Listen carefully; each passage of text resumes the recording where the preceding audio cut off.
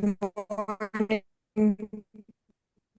good afternoon, and welcome to the 2025 Global Students Association. This is a high-impact student-led global gathering of technologists, builder, researchers, and thought leaders committed to exploring how AI is reshaping the future of innovation, identity, and leadership. A very warm welcome to everyone joining us live stream from around the world. We know we have people from different time zones currently online, so that's really exciting. And we're thrilled to have such a global community participating in this important conversation today. So, first of all, why are we even hosting this event like right now? Because as a whole group, we've actually had many discussions, and we believe that we are at a pivotal moment where AI is advancing rapidly. And it's not just like transforming industries, but also challenging how we think about learning, collaboration, and human potential, and even the essence of being human. So, our goal today is not only to explore how AI is transforming fields, but also to ask, one, how can we harness AI to shape a more thoughtful and inclusive and connected future? And two, also how we can design AI that serves human flourishing across education, healthcare, transportation, creativity, and beyond. So, hi, everyone. Once again, my name is Elena Yu, and I'm the founder and president of the Becoming Global Students Association. And we're a global student-led organization that brings together changemakers from over 50 universities worldwide, from Stanford to UCLA, and Oxford, Cambridge, and Tsinghua, Peking University. So basically, our mission is to bridge, to connect, and to inspire. So we host the summit because we believe that students, as builders, thinkers, and future leaders, must be at the heart of shaping AI's role in society. So this summit is one of our ongoing commitments to cross-culture and campus collaboration, interdisciplinary dialogue, and future-facing innovation. So without further ado, let's head on to panel one. So in this panel, Tech in Action, How Innovation Transforms Fields, we'll be exploring real-world AI innovation across sectors. So from and startups to education and to technologies such as VR and AR. So we're really hoping to delve into a deep conversation, amazing panelists today. And I'm honored to introduce um, our guest today. So joining us today, we have Sir Terry Kramer. He's the faculty director at Eastern Technology Management Center at UCLA, and also advisory board chair of the Harvard Business School's California Research Center. Do you want to say hi to us, Professor Kramer? Yeah, good to be with you. Looking forward to a good session. Yes. And then we also have Mr. Pankaj Kedia, who's the founder and managing partner of 2468 Ventures, which is regarding AI investing, advisory, and consulting. And he's also the senior AI advisor and adjunct MBA faculty of the School of Business at the University of San Diego. Welcome, Pankaj. You want to say hi to everyone?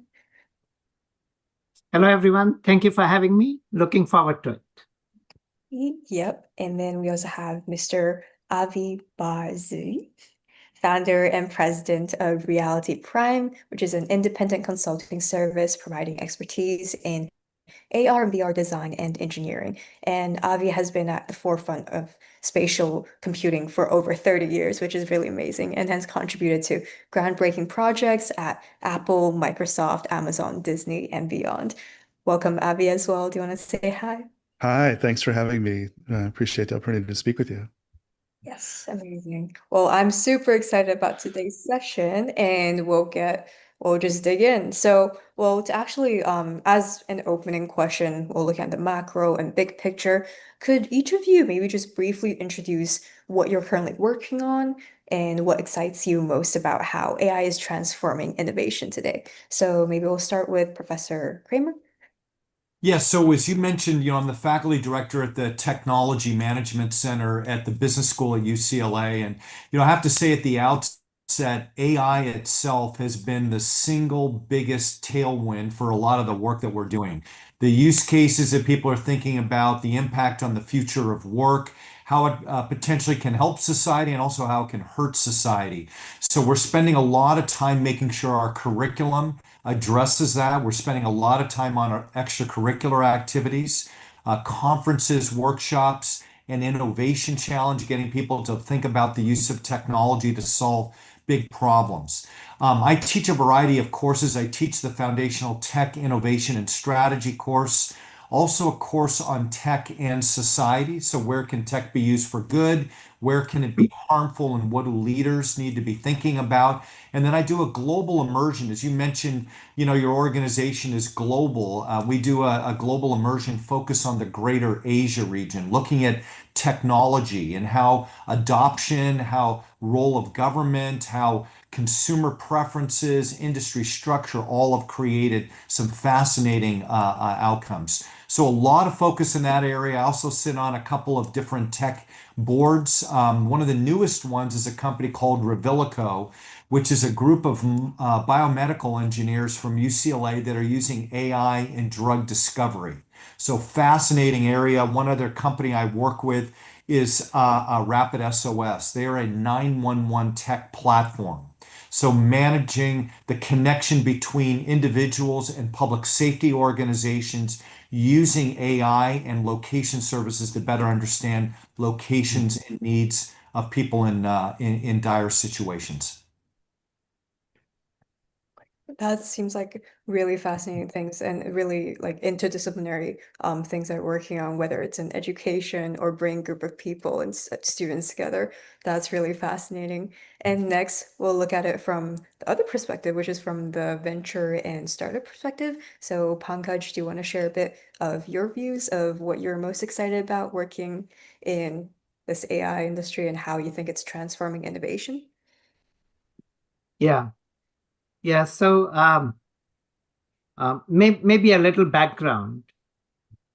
I spent about 2 decades at Intel and the last decade at Qualcomm. For the first 10 years, I was working with laptop PCs, taking internet mobile, taking internet, making you work wherever you wanted to work, not just at your desk. For the second decade, I worked on mobile, on smartphones, and unleashing the internet experiences from the desktop and laptop PC to wherever you were. For the last decade, I started the IoT and wearable business at Qualcomm. Avi, I started the XR business at Qualcomm as part of wearables. And, in the cloud context, having lots of devices is kind of imperative. And I was lucky to be part of that. So having lived through PC, internet, mobile, and cloud, I said, I'm going to go back to my first love. My master's was actually in AI, in expert systems from University of Michigan. My first couple of jobs were in rules-based expert systems, long time ago, 30 years ago. So now I'm all in AI. I'm investing in AI up and down the stack, from silicon to language models to the next device to horizontal layers, and then applied AI in every vertical. And Elena, the reason I'm excited about AI is, unlike PC, internet, mobile, cloud, AI is very different. I'll point out maybe 2 or 3 things. Number one, the past technology revolutions were primarily in the tech sector. Yes, we saw retail get transformed, Amazon with internet. Yes, we had these technologies go into some verticals, but globally, actually the technology adoption across all countries, across all verticals, is in the 5 to 7% range. In the US, it is maybe 15 or 20%. In India, it is 2 or 3%. In retail, it is high. In healthcare, it is super low. In agriculture, it is super low. So overall, internet mobile cloud, we can think of it as a tech sector phenomenon. When we think about AI is, of course, impacting the tech sector, but it is beginning to impact every vertical. It's not just retail, not just financial services.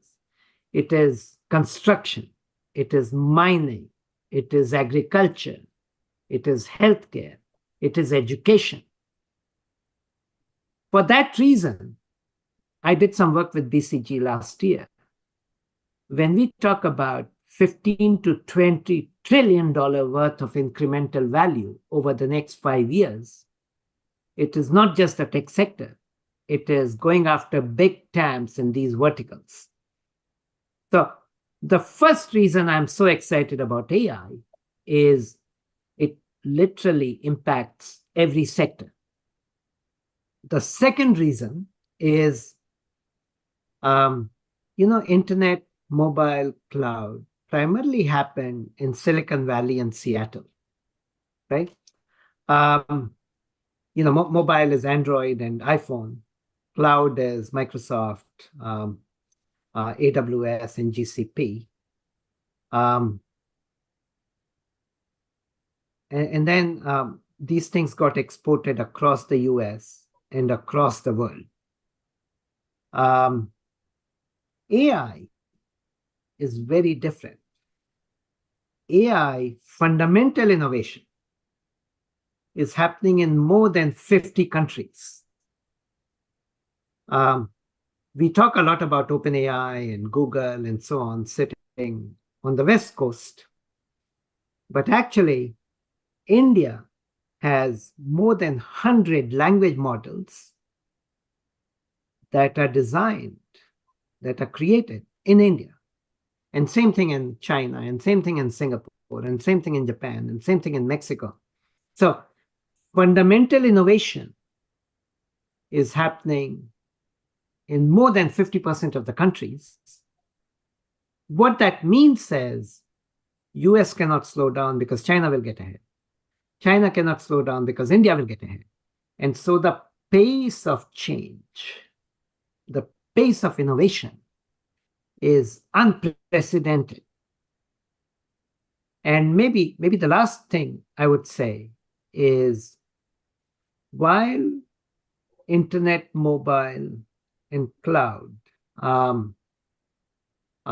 impacted some of us when we live on the West Coast, or actually in the US, these technologies touched many of us. But if you go to other parts of the world, that is not always the case. AI is going to impact everyone around the world. An example I would use is, having grown up in India, even today, 50% of the Indian population works in agriculture and farming. And the yield, the crop you sow, the seed you sow, and the crop you harvest is maybe 10%, right? People don't have mobile apps, people have no technology.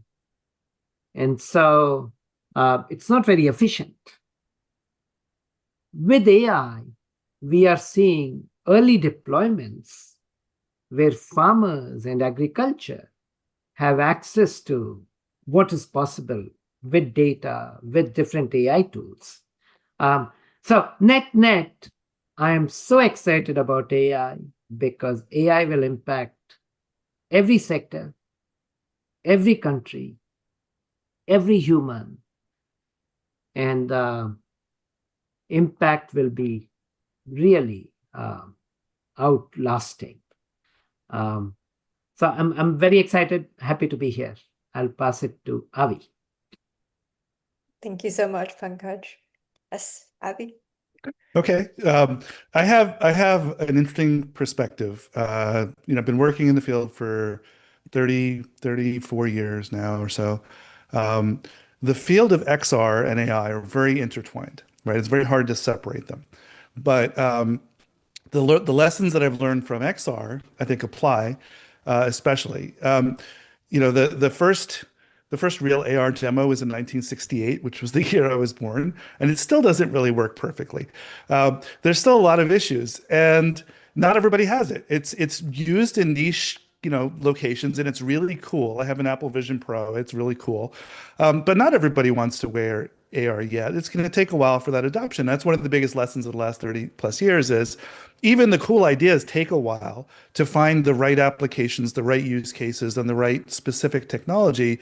And even when you think you're there with something like, say, the Apple Newton, you think, oh, it's great. We're going to make a tablet now. No, it's not quite ready yet. You have to invent capacitive touch instead of resistive touch in order to make the user experience good enough for everyone to adopt it.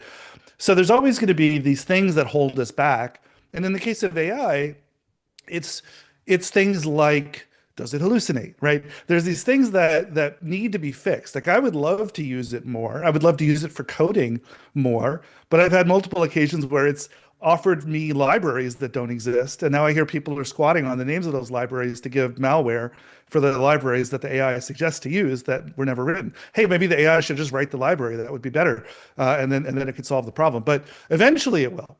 So my experience is a very long-term view that these things take a while. While they're cool and exciting, and we should all be interested in working on them, is a great career path to work on, and it's a great startup kind of field to be in. Also take the long view that these things take a long time to mature and to become useful to everybody. And there are a lot of issues. I'm sure we'll get to the ethics issues later, but there are some issues to address. So I'll tell you how I'm using it now. Just the sort of your question was, what do we do today? So apart from XR, which heavily depends on machine learning, right? For computer vision, spatial understanding, we need the computer to be as smart as a human being about what's going on around us so that it can make the right suggestions. The biggest problem with Clippy wasn't that it was necessarily dumb, but it was just didn't understand what we were doing and why or when was the right time to interrupt us. So human AI that interacts with us needs to be smart about humans, and we're getting there, but it's taking a while. But the places that I'm excited about using it right now, apart from wanting coding to work really well so I can save time, are if I want to go launch a startup. So I have a couple of startup ideas. I used to have to build a product and then get it out there in front of tens of thousands of people, hundreds of thousands of people. Now I can simulate that with some AI bots that are effectively stand-ins for my customers. And I won't know everything. I won't know how real people are going to use it, but I can test the scalability of my app. I can test what happens when 10,000 people send a message at the exact same time using scalable AI to do that. So it's incredibly useful from that perspective to automate things. And I love it for testing, to automate testing, to try everything that can go wrong and press every button and do everything wrong better than we could have ever done. So it's really powerful there. I just do think we have to be careful in the places where we rely on it, primarily because of this feature of large language models in that they're very creative and they make things up that sound plausible and have a probability of being true, but in fact aren't. No, like, I think I'm already really inspired by all three perspectives because definitely we see from Pankaj mentioned like the cross fields, across sectors, and Avi mentioned how it's like XR intertwined with AI and also so many other aspects where Professor Kramer brought in the education perspective. I think this is a really nice lead into from our macro into our micro perspectives, where currently, like just from your perspectives, like what changes are you seeing AI bring to your field, and how do you see like those changes evolve? And actually, I'm just gonna actually merge the two questions together because they're so intertwined. Like, and how do you see it regarding like the trust and transparency and ethical side of things? Do you think it's going to cause issues, or are there going to be any solutions for that? So kind of bring the two questions into one, but would be a really great starting point. So maybe back to Professor Kramer. Yeah, absolutely. So, let me add on to what Pankaj said is I think the transformational nature of AI, where it's multi-sectored, is a profound difference. People talked about the agricultural revolution, they talked about industrialization. These are mostly single sector environments, and what we're seeing is multi-sectored. So to answer your question, I think one of the key points is the use cases. So on top of it being multi-sectored, the use cases are quite attractive. And I always tell my students, think of rate times volume. Volume being number of people affected, rate is the value per person. The use cases that we're seeing are quite notable. So if I were to give you two or three, then I'll get into specifically education.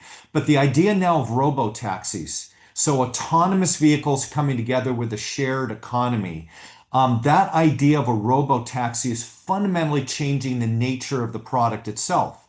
Traditionally people buy their own cars and they drive them everywhere, and the average car is used 4 or 5% of the time. And by the way, those cars in aggregate in the US cause about 40,000 deaths a year, of which about 95% could have been avoided. They were human-caused accidents. There's over 1 million deaths in the year in the world with cars. So the idea of robo-taxis to me can completely change the idea of car ownership, safety, etc.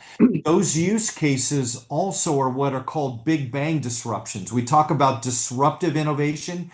Big bang disruption is not just low cost, low feature, it's high performance, low cost. So the product is actually better and the cost is lower. So these use cases to me are quite amazing. So robo-taxis would be one example of that. Diagnostic tools that are happening more and more in healthcare are another potential way where diagnostic accuracy, you see this in radiology today, has improved quite a bit, where in many cases it's better and it's lower cost. And the benefit of platform-based models and digital models is they often offer accessibility. People can be physically anywhere.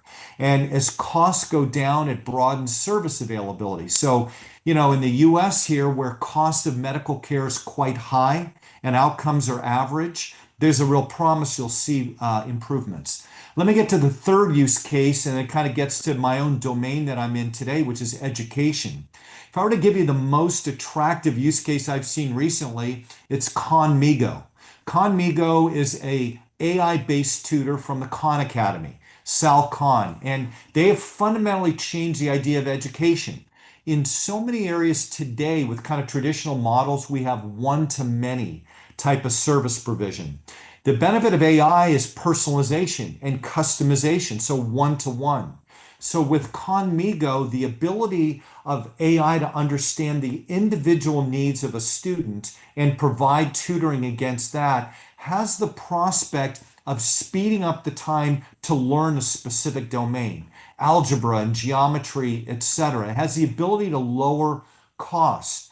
All the people that are not able to afford $200 an hour tutors that are providing service can completely change. The digital aspects will change.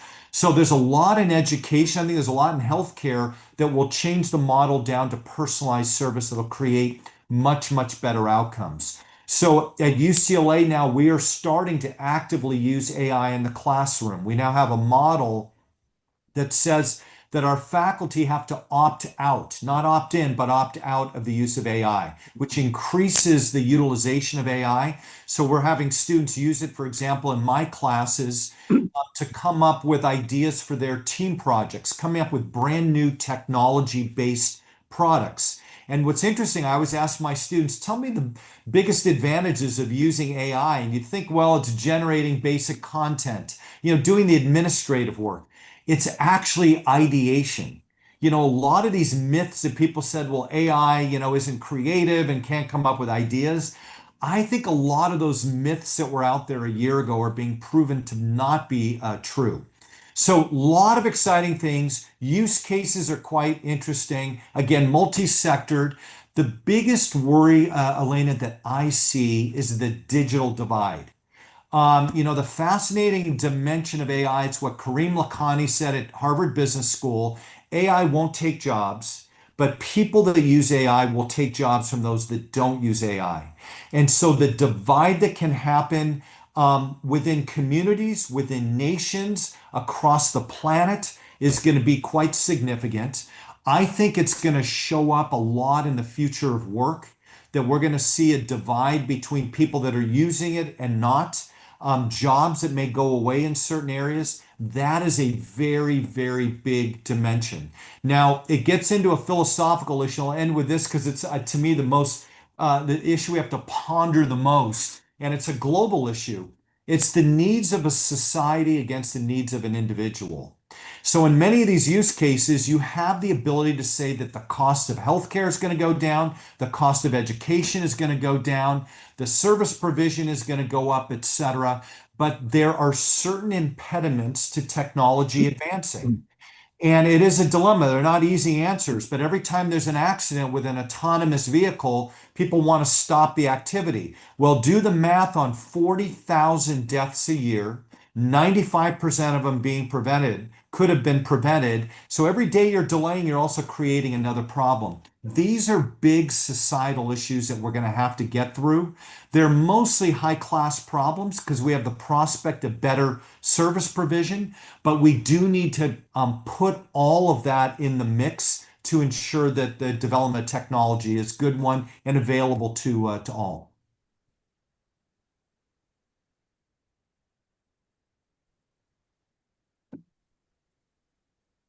Definitely.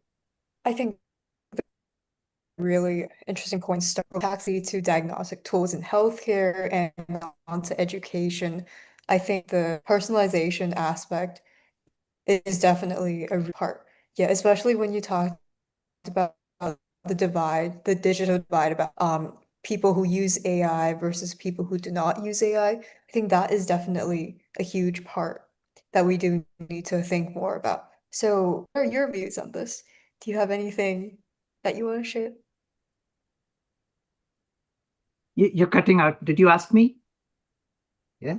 Okay. Yes, Yeah. Pankaj. Yeah. So I'll build on Professor Kramer's comments. The way I think about it is, in the short term, 1, 2, 3, 5 years, AI is about faster, better, cheaper. AI is about efficiency. AI is about saving cost. When we see announcements around, Bank of America replacing phone bank with automated chatbots, people replacing salespeople, companies replacing salespeople with AI. That's about faster, better, cheaper. We will see jobs getting lost. But the interesting thing is, maybe faster, better, cheaper is only responsible for 10%, 15% of the true potential. In the longer term, 3, 5, 10, even beyond, AI is about new use cases. Professor Kramer, you used some examples, right? You used robotaxi. Robotaxi is not faster, better, cheaper. In the case of healthcare, drug discovery, personalized medicine, early detection, it is not faster, better, cheaper. Going to one-to-one education, it's not faster, better, cheaper. In construction, in mining, using robots to build really tall buildings or going really down below Earth, it's not faster, better, cheaper. These things are possible because of AI. These things are tasks, use cases that humans cannot do or don't want to do.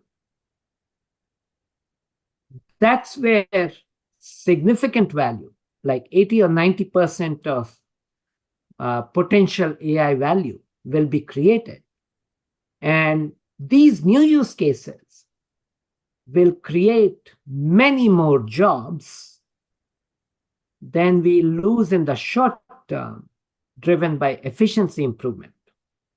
So I think the big challenge is you called digital divide. I would call it timing, cadence. We will lose jobs in the short term. We'll create many more jobs in the long run. The transition is going to be tough. Reskilling would be imperative. And if we can figure out how to do that in a proactively seamless way, I think that's what will determine how successful we are. And again, this is not a California phenomena, US phenomena. Because this will happen globally, we have to think about this at the government level, at a global level. And I think that's where our energies need to go. Last point, data privacy, trust, these kind of things, these kind of issues. My opinion is the benefit of bringing AI across sectors, et cetera, with new use cases is order of magnitude, like 10x, 50x, 100x. The benefit is so large that we will figure out how to solve the cost, the data privacy, having the right regulation. So I don't mean to say these are not critical issues, but anytime the benefit outweighs the cost by in dramatic terms, human ingenuity, we figure out how to tackle those. So I actually worry less about what could go wrong. I worry more about what if the vision comes alive? What if the potential comes alive? And as an investor, if I worry about what could go wrong, I would never invest, right? So I always think about what if the founder's vision, founder's unrealistic vision comes alive. And that's how I tend to think about it. There are also really interesting points about that transitioning and then short-term versus long-term and how the vision and potential comes alive. Really great points. Next on to Avi. Yep. We've seen two other perspectives. Yeah, I have both perspectives. I mean, I've been in a number of very successful startups. I like building tech. I like the idea of improving the world and changing the world and doing it rapidly. But I've also seen where things go wrong. And I do think we have an obligation in the field. And so there's a startup, a nonprofit that I started called the XR Guild. It's kind of more centered around the people I know in the field of XR, but it covers AI. And the premise is that we don't teach ethics in school. We really don't. We teach it in civil engineering because bridges fall down. We teach it in medicine because people get killed with the wrong medicines. Lawyers even get ethical training, but computer scientists don't. It's really rare to have classes on ethics. And so we're trying to promote that for people in the field and also to help schools start. And so we're working with multiple schools as well. And the reason I say that is because if you look at this technology through the lens of ethics, that there's a lot of ways to look at ethics, but for me, the most practical is maximize the good, minimize the bad, right? It doesn't have to be moral. It doesn't have to be even what do we owe society. You can be a sociopath and still be ethical because it's in your best interest to build a product that people love and you'll be successful. Even if you don't care about the people, you care about success. So we should all focus on building great products and not building harmful ones. And there's not enough time and care taken in the development process to really think through those issues. So I think every project, no matter how exciting, needs to devote some effort. And this isn't just ivory tower, I'll consult my ethics department. This is every person working in the field needs to be educated on ethics so they can participate in that discussion and hold these conflicting points of view, progress versus care. Let's make sure that we do both. So that's our thesis that I really want to encourage everybody to, because as it applies to what these very smart people have said, while self-driving cars probably will be safer than human drivers, the problem is one bug in the self-driving car can kill 1,000 people in a day, right? Whereas a human driver, if they kill two, they're going to get their license taken away. So, we have different ways of dealing with emergencies and issues for these kinds of technologies. The scale is very different, so the problems are very different, and we have to be very careful about how to do this. Just for perspective, think about the most impactful technology probably of the last 1,000 years is probably the printing press, excluding modern times, in the last 20, 30 years. The printing press, huge, right? Just think of all the impacts. It took us 400 years of legal thinking to come up with creative rights, to come up with ways of protecting authorship, and so that people could make a living in the era of the printing press and not have all their work stolen. And we haven't figured that out yet for AI. There's lots of people who are afraid that it's already stealing their work. The work is being used without their permission and without a way that they can continue to make a living doing what they love to do. And I think all of our goals should be, if somebody wants to be an artist, if somebody wants to be a writer, if somebody wants to be a programmer, let's help them make a living. It doesn't have to be Beeple $29 million jackpots. It's just make a living. Let's just make sure that everybody can make a living. And what I worry about a lot, you have the CEO of Anthropic just this week said, that he thinks that 50% of entry-level jobs are going to go away, 10 to 20% unemployment. If a James Bond villain came and said, I'm going to take away 20% of everybody's ability to work, we would nuke their island. Like, we would take this a lot more seriously if we believed it, which if you don't believe it, then the hype is just hype. But if you believe it, we also have to have the guardrails to say, what do we do when 20% of the people are out of work? We've seen what happens and how destabilized countries are when they even have 10% unemployment. So we're talking about 20%, 50%. It's something that we have to have a handle on. How are we going to deal with that? And we can't just wait until we have AGI and ask it what to solve. Like, that's not going to solve it. We have to be the smart ones here and figure these things out before we put so many people out of work. And I love the world in which none of us have to do the grunt work. None of us have to go in the mines. None of us have to write the dumb report that is just going to get summarized by AI anyway. Like, this is the craziest thing we do right now is we have hour-long meetings where I might write 10 bullet points, AI turns it into a presentation, and somebody else takes AI to turn it back into 10 bullet points. I could just send it in 10 bullet points. Let's make life simple and make it a 5-minute meeting, right? So we can be figuring out how to improve our lives, but we have to sit down and have all of these conversations that are realistic. We say we care what happens, and not true of the sociopaths, but the rest of us. We care what happens to the users, to the people who are affected by the technology, the people who are losing their jobs. And today it's the creators who they need a plan. They need a roadmap for how are they going to make money in this world where the technology is slurping up all their content and just using it to outbid them, essentially, to undercut them in what they already do. That's not going to hold up. I mean, this is the amount of change here is sufficient enough that you could see a revolution as a result of it. It's happened before, even with the printing press. You saw major religious shifts have a result of not having the clergy only be the ones to write the Bibles. All of a sudden, whole new religions come and wars happen as a result. It's major, and we have to be super careful about how we do this. Definitely. There were so many great points within those discussions where I feel like definitely hope that we have more time to discuss those. But given the time, as I know, it's so like time flies when we're having great conversations. But I do want to give each guest speaker like a chance to just wrap up. So I think along those different perspectives, what we've kind of agreed on is like AI is not only transforming the products we build, but also reshaping how we work, how we live, and how we learn, and also what it means to be human. So just to like all the leaders, innovators, and students out there struggling or being worried or stressed or optimistic, do you have any suggestions for them? How do we navigate these deeper shifts AIs bring to the future of work, society, and human experience? So maybe just like a 1 to 2 sentence summary of what you want to put forth with our global audience out here. So, Professor Kramer. Yeah, it's a great question. Gosh, and I have to do it 1 or 2 sentences, but think about what the opportunity is. It's a little bit of what Pankaj said and a little bit of what Avi said in different forms, but you need to decide whether the technology is worth fighting for. And so think to yourself about what are you trying to achieve, how big a gain that is for yourself and for a broader world.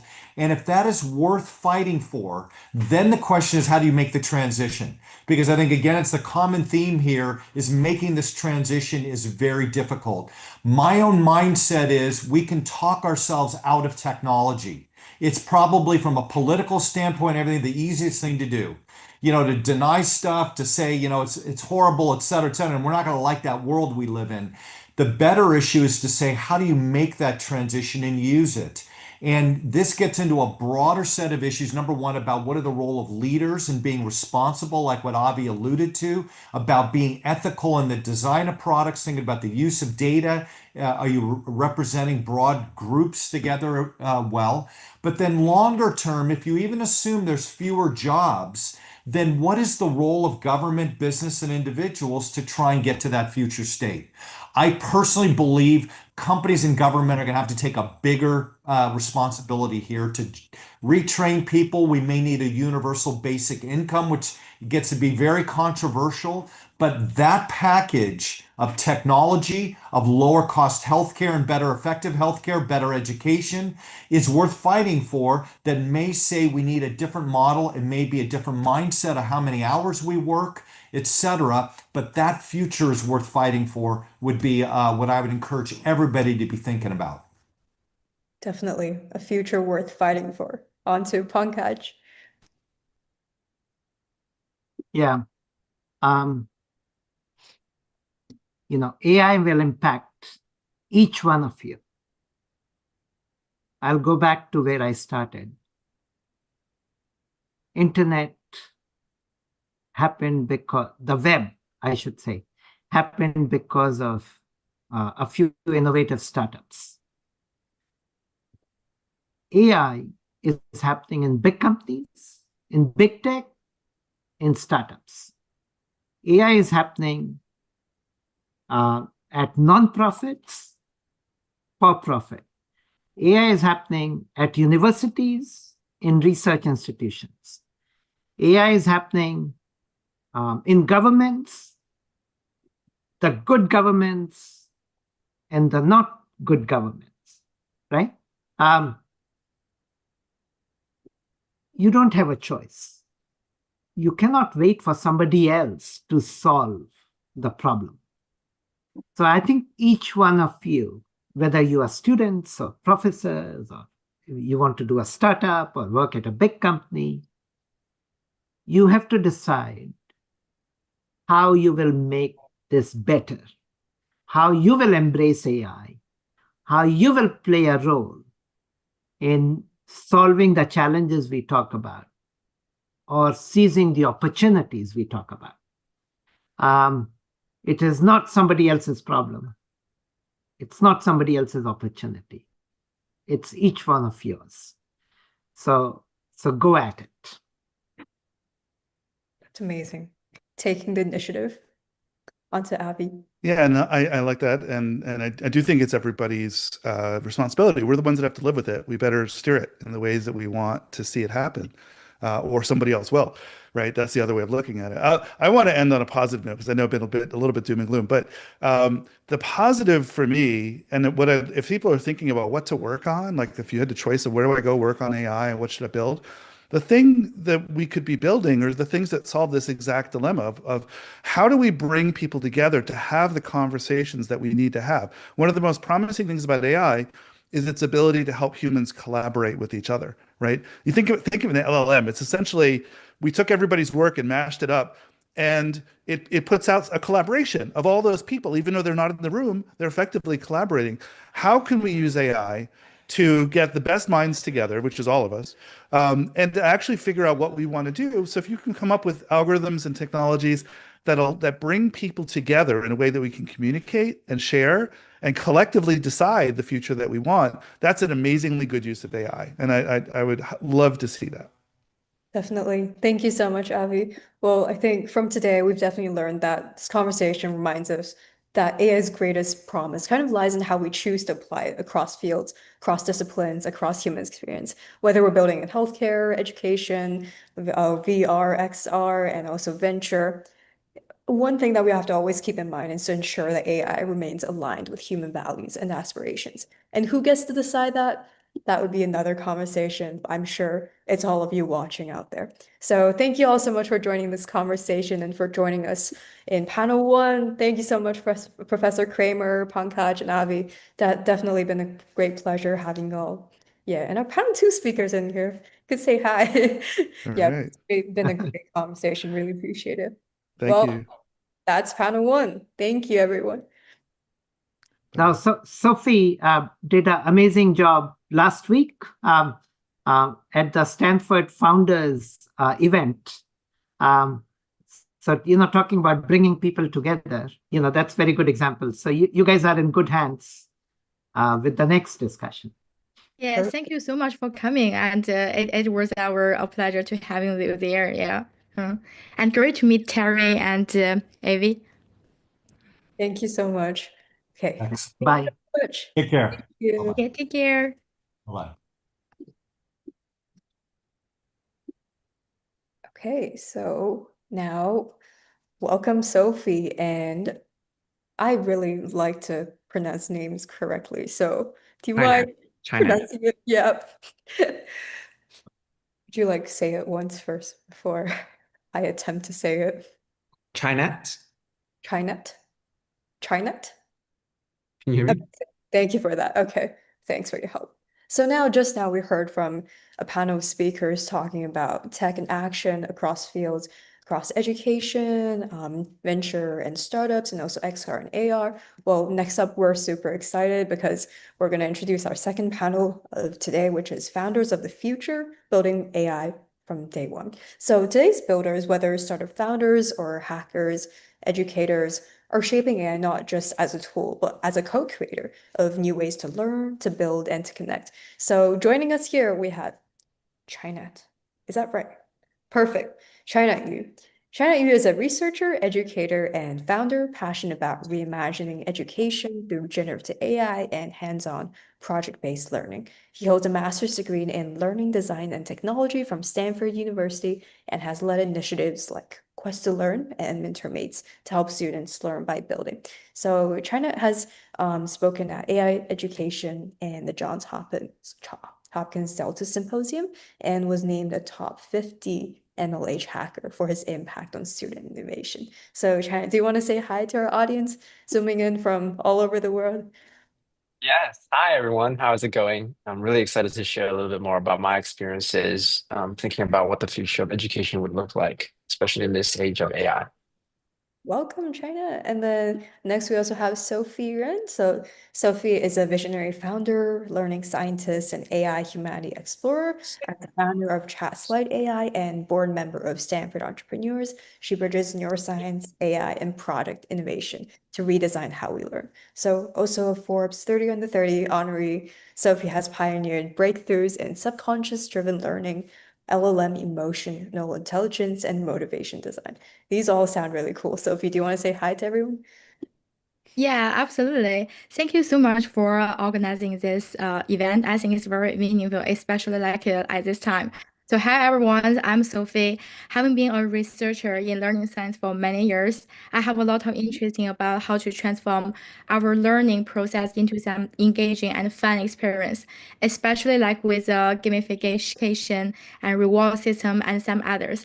Now it is the best time because now we have large language model, so we can build a lot of things way much faster than before. Thank you. Welcome, Sophie. So without further ado, let us delve into the panel. So we just like to open with builder journeys and building with AI. So could you please briefly introduce what you're building or working on and how AI is shaping your product, project, or innovation journey? So we'll start with TriNet first. Yeah, sure. So I'm building a lot of things, but one of the things that I would like to potentially share today is actually my work with MentorMates. So it kind of came out of my master's research thesis, which was focused on understanding how do folks actually learn and build at hackathons. So for those of you who aren't aware, hackathons are essentially these 24 to 48 hour events that tend to allow people to work on whatever project that they want to work on.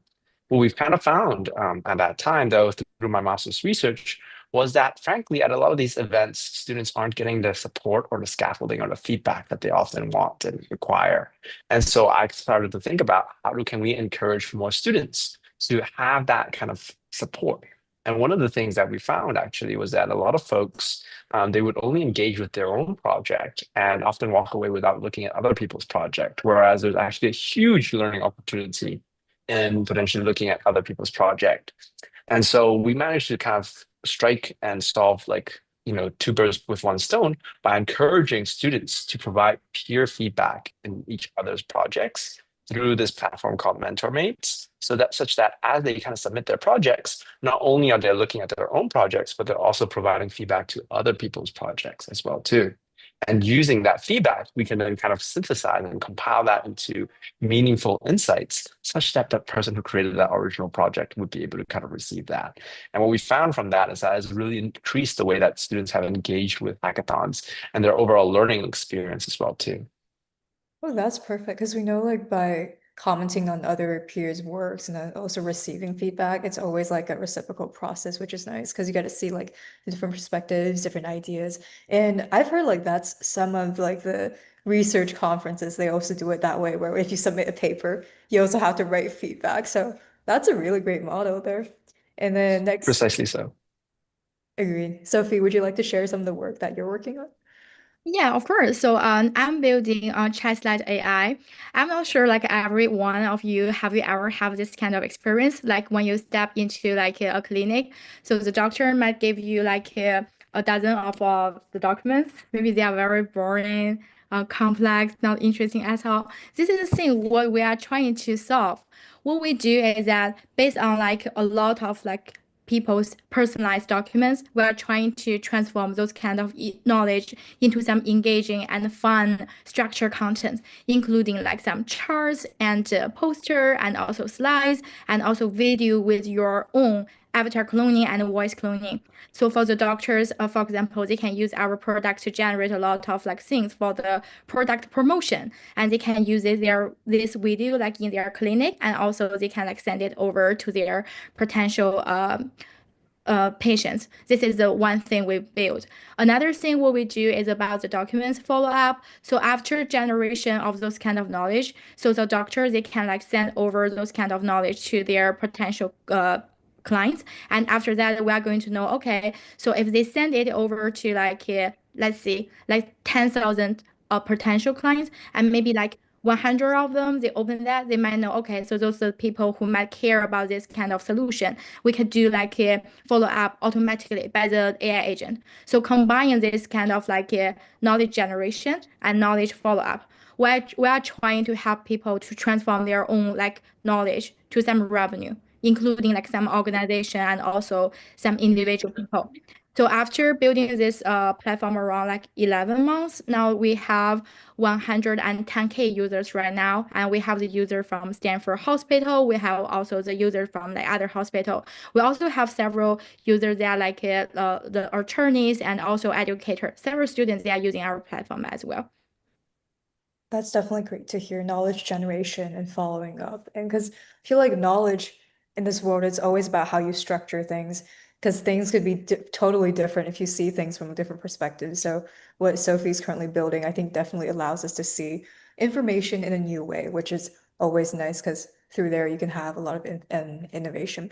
So following up from what our two speakers shared just now, when we're building with AI, there are always opportunities and challenges, which kind of balance each other out. But how has building with AI today felt different from building in past technology waves or approaches? Like, because I know like both parts that you're working on kind of both involve AI, but like to what degree do you feel like it's actually challenging or what's different compared to before? So we'll start with China. Yeah, I mean, with just the rapid rise in different kind of AI tools, it's often hard to figure out which model or which tool to actually use for which project, right? So for example, like perhaps Google at its Google I/O event released their new Gemini model, and then following a couple days, then Anthropic released their new Claude model, followed by OpenAI releasing their new latest reasoning models, right? And so as these kind of different competitors compete on a foundational level, it's hard for us to really understand and navigate through the space around how do we even use these models and which model to pick. And on top of these models, then you have all the other choices that you can make across your whole AI stack, whether that's on an agentic level, right, with different agentic providers, whether that's an AI tooling level or just an AI application level. There are just so many different choices and options that it's really hard for folks to navigate and understand how do you actually build with AI. And which is why, I'm just also part of another initiative called Modo, which aims at really supporting a lot of these folks in understanding how to actually build in this modern day and age with AI. That's definitely interesting. Sophie, do you have any comments for Shinet's work?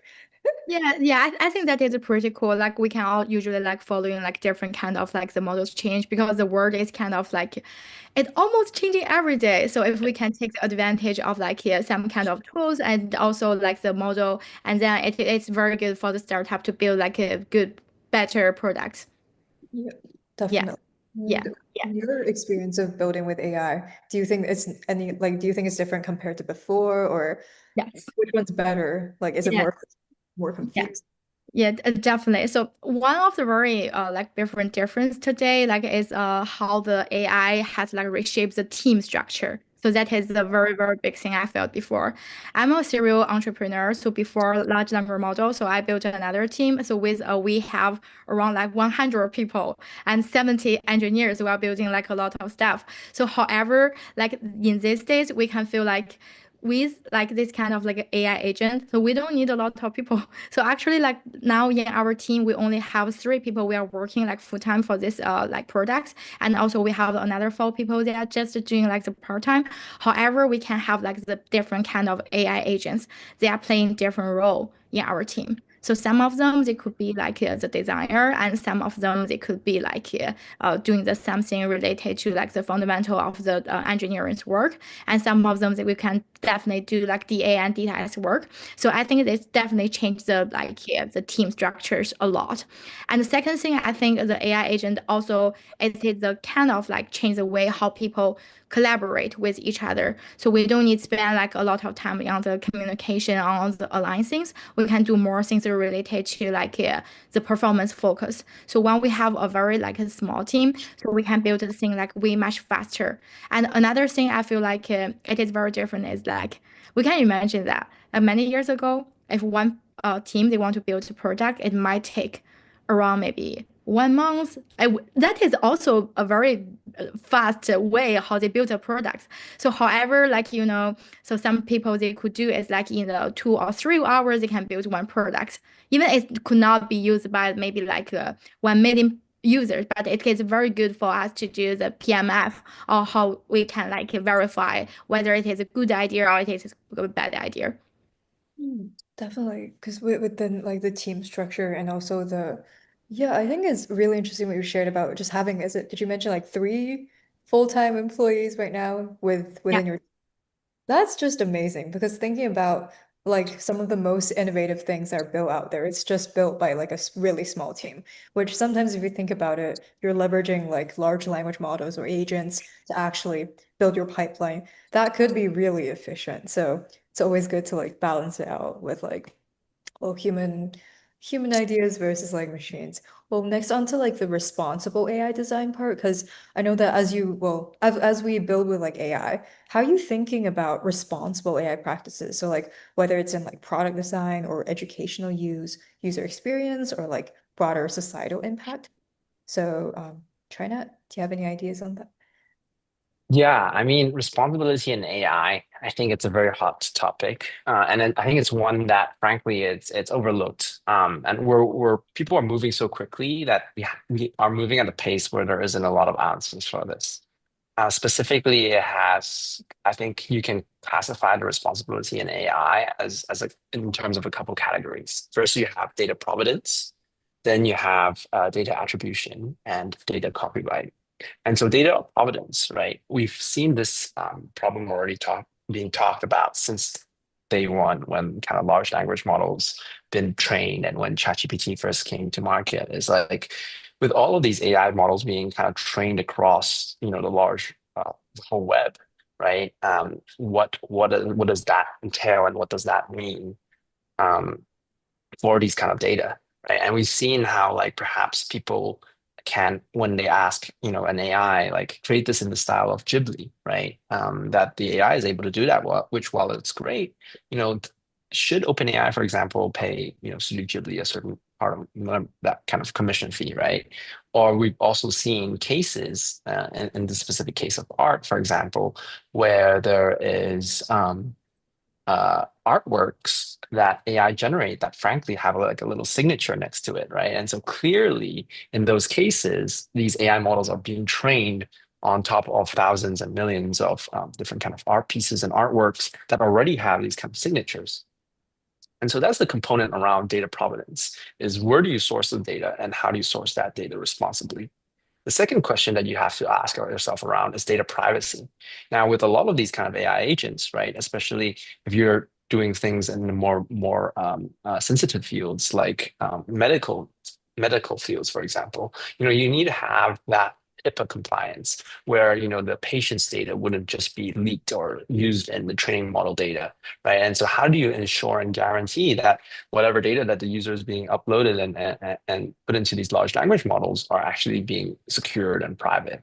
There's been a lot of conversations around folks using ChatGPT and Claude and all these different kind of AI agents as like therapists, where they kind of talk to them about their problems. In this case, like where does that data get stored? Like how is that data going to be used?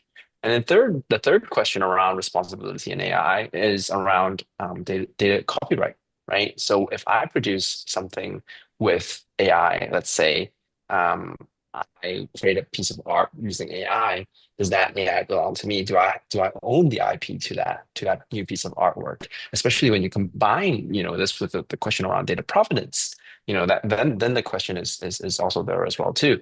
And similarly, and this is frankly just a question that we have not addressed at all, is in the field of engineering, right? Let's say you use AI to help you write code that you end up making millions of dollars on, right?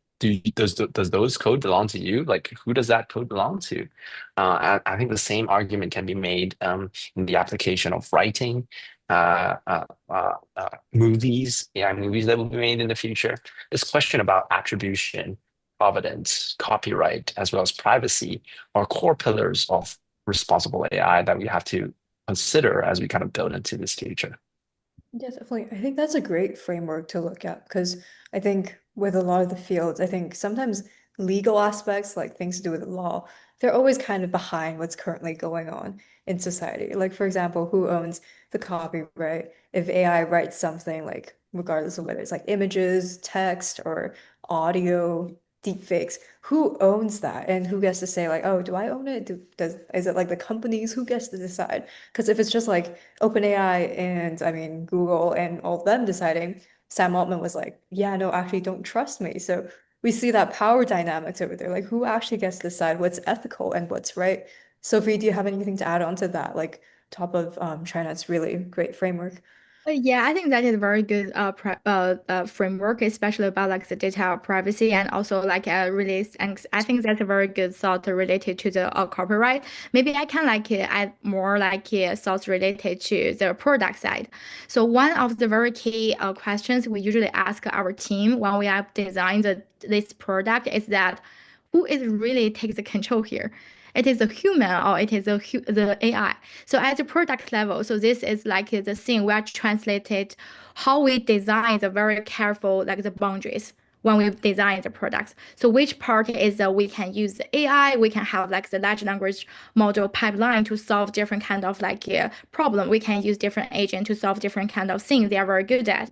And however, so at very like different kind of scenario, so we really need to think like AI is like a collaborative partner. So sometimes we need to ask people they can do the control. So let's give you like an example. So when we do the thing like in Translate AI, so actually we give a lot of like control points when we design this product. For example, so after generate a structure, So that then the human, they can have the control point, they can change the different kind of like the structure content. And after getting the like this kind of content, they can talk with the chatbot to ask the chatbot to give the one page of the summary. And also they can ask the AI bot to do a lot of smart things. I think this kind of balance like between AI is very important. So like if we ask the AI agent to take the fully control, sometimes the result is like not very like with our expectation, but like how we can like combine this kind of things together, I think is a very, very, very important thing. And the second thing related to the data. I think the data is that how we collect the data. So whether this kind of data is like it's kind of like the natural data or it is like with kind of like a bias, because that is the thing like we usually think a lot. So actually, so when we are design our system, we are trying to avoid to collect the data. Like for some kind of like data, it's kind of people, it's very easy to fool the system. For example, if we give them the survey, it is very easy for people, they can like have some expectation what kind of like result you might need. So what we the how we like collect the data, like the methodology, it is very important. We need to design a very smart system and to collect the data with like a very smart and safe way. And the third thing I want to say is that like in the different domain, we definitely need to be like very careful. Like we have some clients like with from like the healthcare domain, so we need to follow the HIPAA. So I think that is a very good question. Yeah. Definitely. So like with the work that both our speakers are currently working on, do you think there are particular principles, values, or frameworks that guide how you personally approach this work? Like are you embedding any like for example with like data privacy, data copyright? So let's start with Trinet. Yeah, so for example, with my work, building out my research with mentormates, so essentially the way that it works right now is that when you submit a project, after you submit a project, when you give comments to another person's project, you can actually ask AI to improve that comment, right? That way you can't just say something like, "Oh, this sucks," and then and leave that kind of comment there, which frankly isn't very helpful for the person who's receiving that comment. And so then we use an AI to kind of help them to modify that, to think about how can we reframe that feedback to perhaps be more actionable, more positive, or more encouraging, right? And we are also concurrently very transparent about the way that we are actually using these kind of feedback as well too for the users so that they can actually choose how they want to modify their comments based on the AI suggestions. On top of that, we also enable the users who receive that feedback to know not only that, okay, and understand not only is this kind of like vetted through AI, but also to get a synthesis and an AI summary as well too, such that they are aware that this is actually synthesized and these action items are synthesized by an AI as well too. And so combined, I think for us right now, the way that we approach this is through a process of transparency and a principle of transparency in terms of how we are actually interacting with AI in the kind of systems that we're building. Definitely. Sophie, from your end, are you implementing like similar frameworks or anything new on top of that? Yeah, so like on the top of design, we are trying to follow like two very important principles. So the first one is like transparency, like over magic, and second one is a co-creation, like with AI and human over automation. So for the first one, like when we did design our products, we really think the user should understand what the AI is doing. So at Chesslight, we intentionally like try to avoid this kind of like black box outputs. So when you like try our products, so instead of like the AI giving you a lot of like fully generate like slide deck with like no context, the thing what we do is that it gives the users a lot of control point. They can choose the text, and also they can like pick different kind of like a certain text or the content. So this will make the people understand. So where this result coming from? This is very first principle we are following. And another thing, so what we are trying to do is that, so the co-creation like over automation. So when people, they are like generate different kind of like structured content, including like the slides and also the video and charts, we usually have like an AI bot like aside it. So when the people that generate their own knowledge, so they can have a lot of like opportunities to talk with the robots, and then the bots will give them a lot of feedback, and then they can generate the content way much better. And then that is the very important thing we are trying to follow. Well, that's a really interesting perspective as well. Well, just looking at what we talked about so far, I think it's also good to like go look into the future. So regarding like the future vision, what do you think is like the most exciting thing currently within you that you're like, okay, I'm just really excited to build with AI, with this whole future, with this whole rapidly changing landscape, just like what China was talking about. Oh, one day OpenAI launches this, and then the next day Anthropic's like, yeah, we're also launching something new. Where are we just going with this whole landscape, and what are you most excited about this new world that we're entering? So, I mean, let's start with China. Yeah. So for me, I think that with this new world, one of the upcoming trends that I'm seeing that I think would have a huge impact is ambient AI.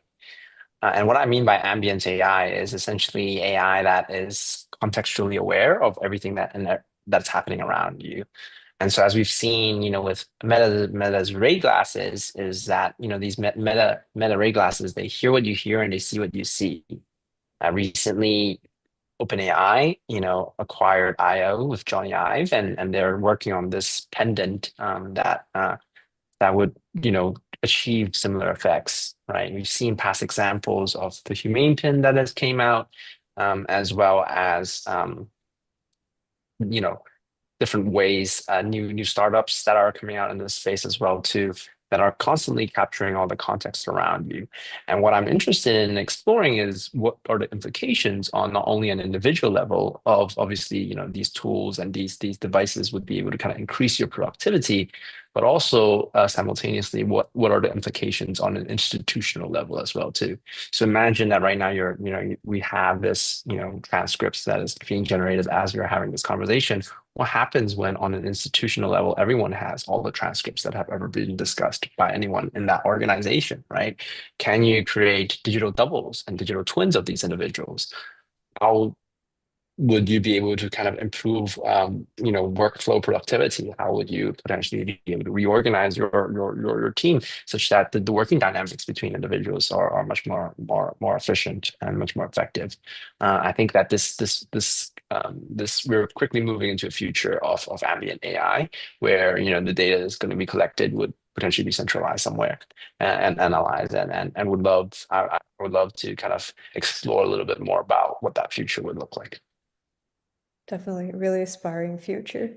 How about Sophie? Yeah, so what I'm very exciting about the AI and like in the knowledge domain is that I think the AI will really help our humans knowledge kind of like exposure.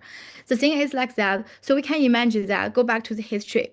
Like if we want to having the access to a mind like Socrates, it is very rare, and also that like a lot of like this kind of very good resources, they are just very limited. So it's very hard for people to get access to this knowledge. However, so with the AI, so we are really change this kind of situation. Like imagine, so now, so we still have like one teacher, and one teacher is like facing a lot of students. But in the future, so we might have like one student, and then we can have a lot of like teachers. They are very good at different domain. They can use different kind of like the learning methodology, and they can use a different kind of like ways to do like the things about how to deliver the knowledge to our brain. So that is a thing I feel like is pretty interesting. So what I'm building right now, but and also including what I'm doing research about is about the informal learning methodology. What I really want to build is that I think maybe in the future, like in the several years ago, it is so hard like to build a game, but now it is so easy to build a game. So we can use like diverse like methodology to help people to get the knowledge, and at the same time, like in the different domains. So when the one person they want to do the learning, they have more like knowledge and they can have like more different kind of like methodology, so they can have like a quicker way to like digest this kind of knowledge and create the knowledge. So in the future, I would like to like build like a very interesting like the knowledge platform.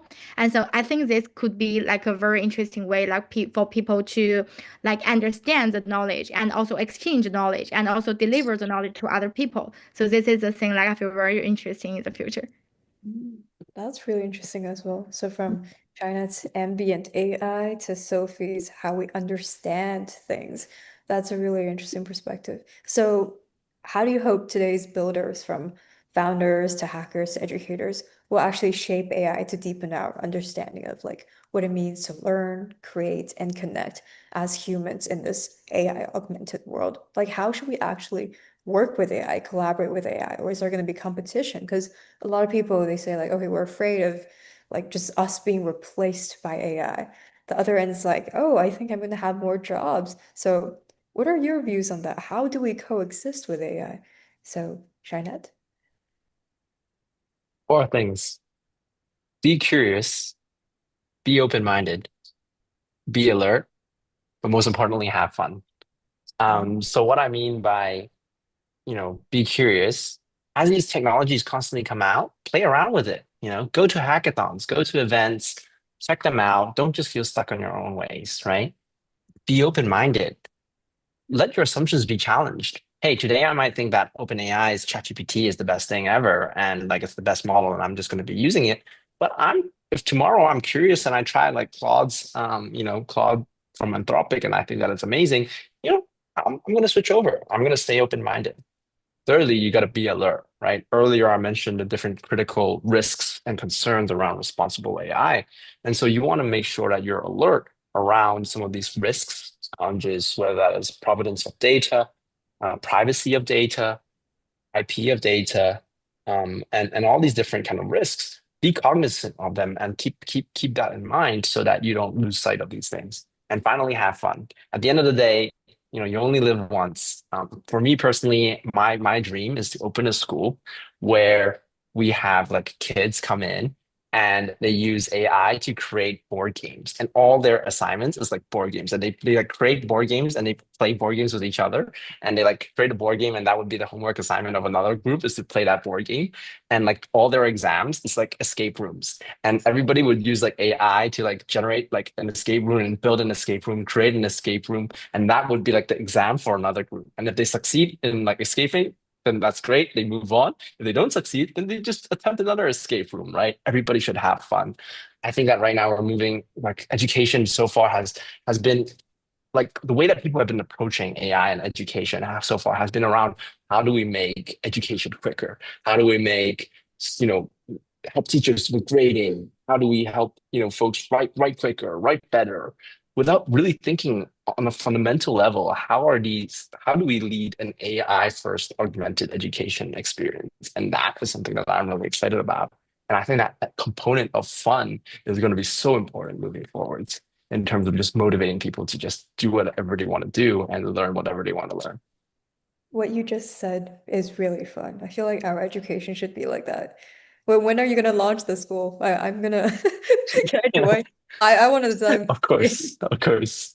I can like I don't know, go back to my education, my undergrad, my middle school, my kindergarten again. So, but definitely see like Shauna is like sharing about like designing board games, escape rooms, but like fundamentally, so it's all about problem solving, and that's how our whole world works. Whether you're like a hacker, a builder, an entrepreneur, we're all building things in our own ways where we make sense of this world from our own perspectives, and then see how we find structure in it. So.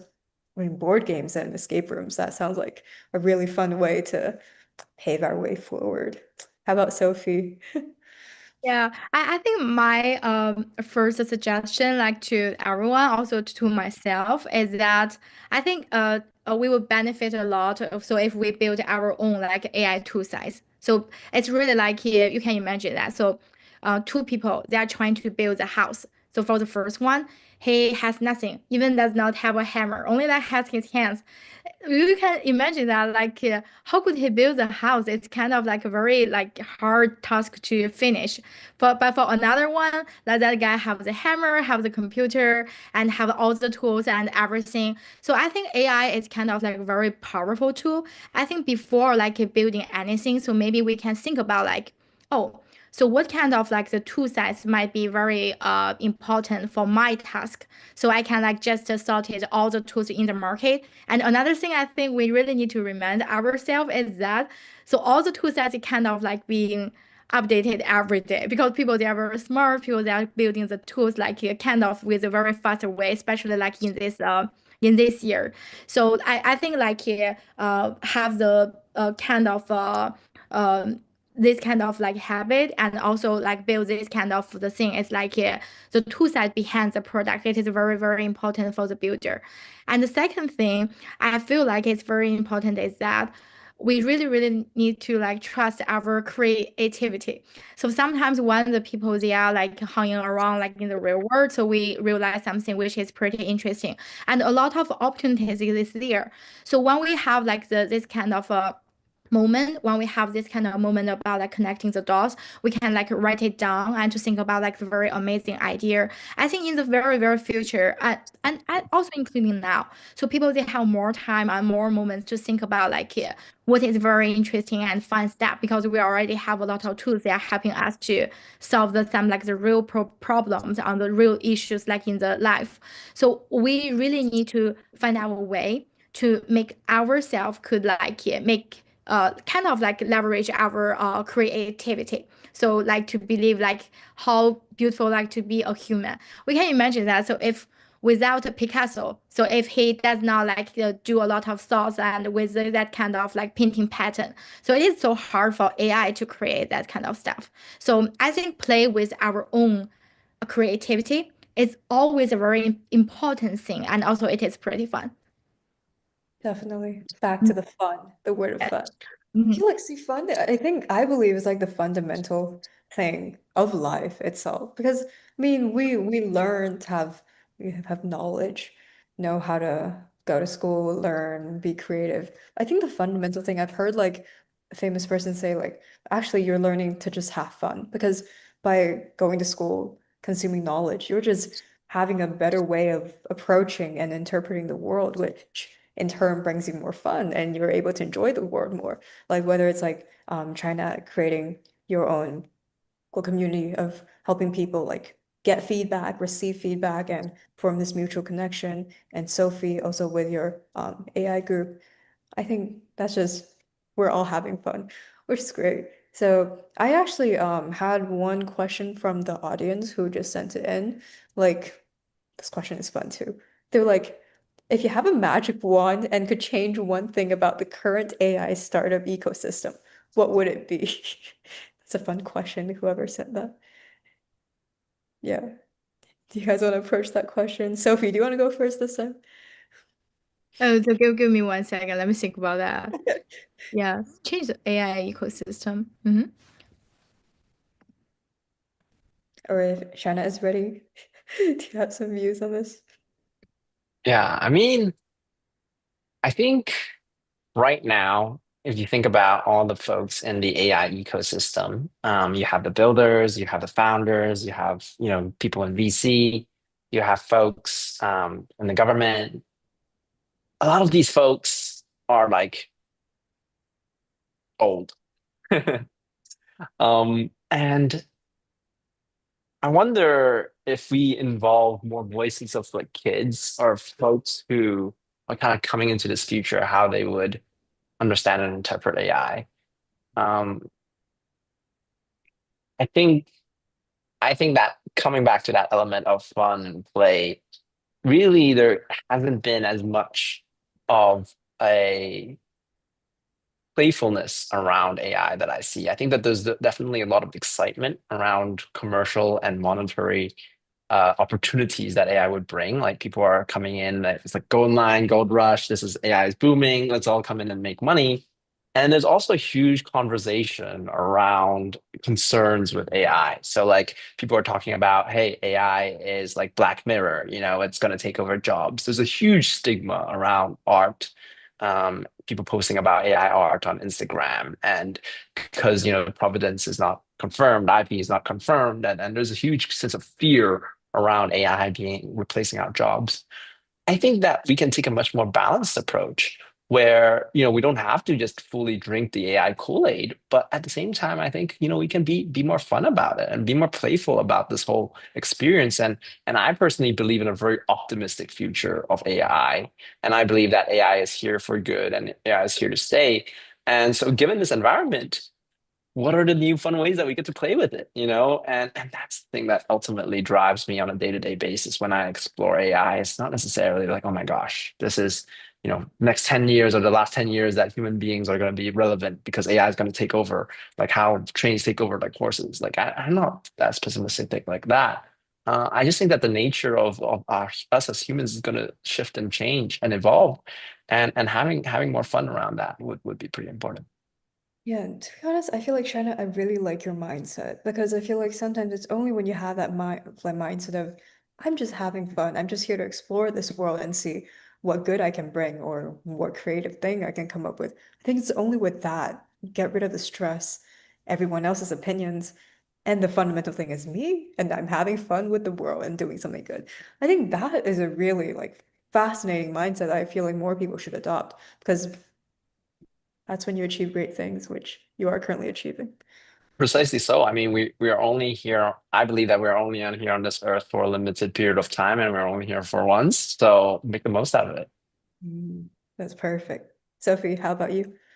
Yeah, so I really, really hope that we can see more like educators in this AI ecosystem. So make AI could be like make more people feel like it is like accessible and also approachable. So it will be like even fun like for everyone. They can like build the products for themselves. Like for example, like my parents. I really feel like now so the AI game is still like kind of it is like way much better than before, but it's still like a black box and something is like only the engineers they can touch.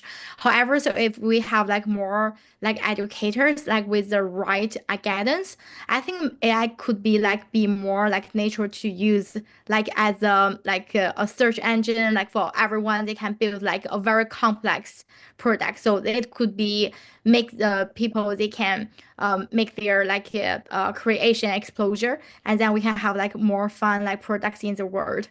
The very interesting thing is that I just came back from Vancouver, Canada. So the vibe there is very different compared to Silicon Valley. So because when I was there, I feel like okay, from the way from San Francisco airport to Stanford, you can see like all the like AI thing like with the commercial like on the board all the way. But when I go back to the real world, the thing is not like that. I talk with several like the users how they like approach to AI. The insights are pretty interesting. Some of them they really think ChatGPT is ChatGPT is very good product. The thing is like it is so easy. They only have like one box and you can talk with it and that's it. So it is very easy for them to use this kind of products. So however, for some other products, they feel like there are a lot of buttons. It's very like complex, but they really want to like get used into like how to use that, and but they cannot find the guidance or the product is not that kind of simple or like user friendly enough.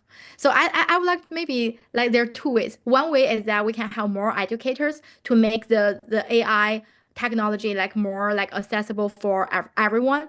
Another thing is that when we do the product, that is also the thing I remind myself. I really need to make the products I like as simple as it could be to make people like they can use it.